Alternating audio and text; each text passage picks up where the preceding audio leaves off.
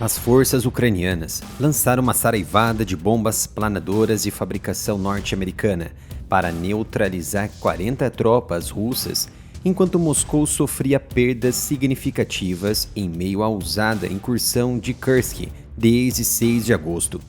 Uma das principais bombas americanas empregadas está a GBU-39 de alta precisão, sendo lançada sobre uma base de pelotão russa na região de Kursk.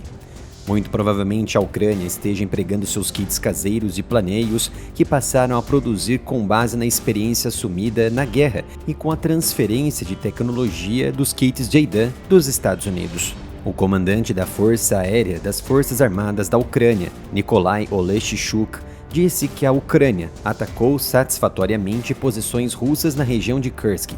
Bombas planadoras são então bombas padrão, bombas burras de gravidade, que são modificadas com asa e sistemas de navegação, permitindo que elas planem em direção a um alvo de longa distância. Algumas bombas planadoras são projetadas dessa forma inicialmente, enquanto outras recebem essas atualizações após a produção.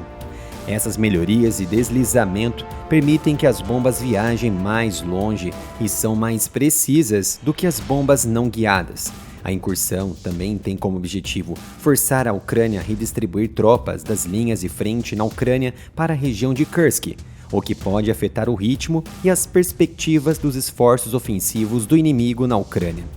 A Rússia tem usado regularmente munições burras da era soviética, mas compostas também por kits próprios como a dos Estados Unidos, o kit JDAM, pesando no total até 1.500 quilos, e equipadas com sistemas de navegação GPS e asas fixas para bombardear agressivamente a Ucrânia, principalmente em Kharkiv. O uso dessas munições modificadas representa uma mistura de tecnologias militares antigas e novas, permitindo que os militares implantem um grande número de armas relativamente baratas, mas altamente destrutivas. A incursão ucraniana foi uma surpresa para a Rússia pouco preparada em Kursk, que faz fronteira com a região de Sumy, na Ucrânia. Desde então, as forças ucranianas tomaram o controle de 1.250 km² de território russo e 92 assentamentos. No entanto, a Rússia emitiu um alerta nuclear sobre um suposto ataque ucraniano na usina nuclear de Kursk, a primeira alegada ofensiva direta da Ucrânia, que abalou a suposta estabilidade russa na região. Da área de conflito atual em Kursk, que se encontra a 25 km da fronteira ucraniana de Sumy, a usina nuclear está a apenas 34 km de distância. A tensão, então, se deve aos obstáculos existentes entre essas duas distâncias. Há agora uma grande linha de trincheira e estruturas antitanques e de minagens construídas pela Rússia em tempo recorde, que se situa a cerca de 30 quilômetros de distância da posição ucraniana, a menos de 4 quilômetros da usina nuclear. A porta-voz do Ministério das Relações Exteriores da Rússia, Maria Zakharova, disse à agência de notícias estatal TASS, em entrevista nada animada, de que a Ucrânia supostamente tentou atacar a usina nuclear de Kursk com um drone, alertando que deve haver uma investigação sobre o suposto ataque pela Agência Internacional de Energia Atômica. Porém, Zakharova não apresentou nenhuma evidência dos fatos no momento da reportagem, diferente do que ocorreu contra a usina de Zaporizhia, quando foi flagrada em chamas e destroços de drones recentemente coletados, mas também não ficou comprovada a autoria de nenhum dos dois lados. Segundo Zakharova, a agência internacional deve responder imediatamente ao ato de terrorismo nuclear por parte do regime de Kiev. A Ucrânia não comentou se tentou ou não atacar a usina, mas muito provavelmente que não.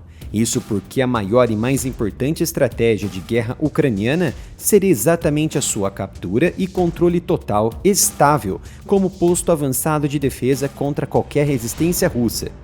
Assim como a Rússia fez desde o início da guerra em Zaporizhia, ter o domínio de uma das principais usinas nucleares entregaria um golpe ainda mais doloroso para a estabilidade do governo de Vladimir Putin, que não teria outra opção.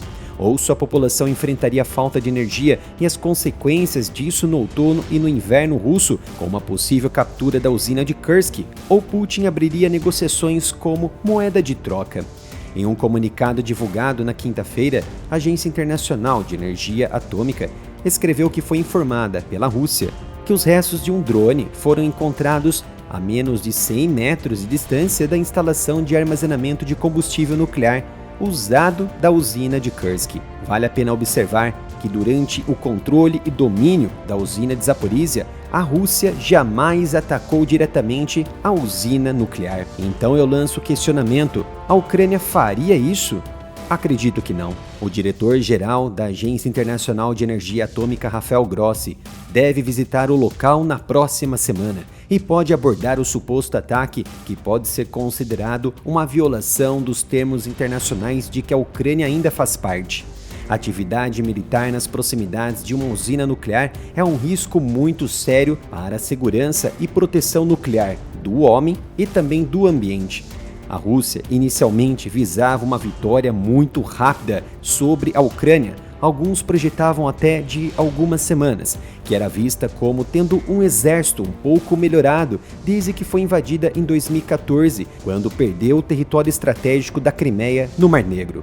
No entanto, sua resposta foi mais forte do que o esperado e surpreendeu o Kremlin, reforçada pelo apoio financeiro ocidental.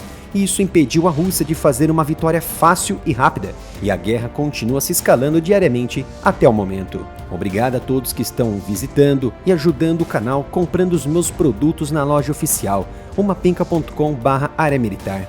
A cada compra você ajudará diretamente na continuidade do meu trabalho aqui no YouTube, em trazer vídeos de análise e muitas notícias de graça para vocês.